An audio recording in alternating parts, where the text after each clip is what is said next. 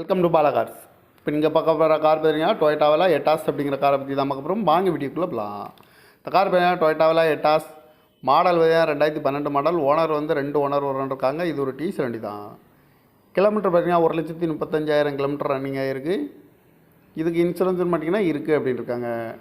காரோட ப்ரைஸ் என்ன சொல்கிறாங்கன்னா 4,95,000 சொல்கிறாங்க. ரேட் குறைக்கணும்னு சொல்லியிருக்காங்க. குறைச்சி பேசி இந்த காரை பைப்பிங்களான்னு சொல்லியிருக்காங்க. ஏசி வந்துடும், power steering, power window, ABS, double air bag வந்துடும்ன்ட்ருக்காங்க. ஏபிஎஸ் வந்துடும். டிஎன் 45 PA 8006 அப்படிங்கிற நம்பரில் தான் அந்த கார் இருக்குது அப்படின்ட்டுருக்காங்க.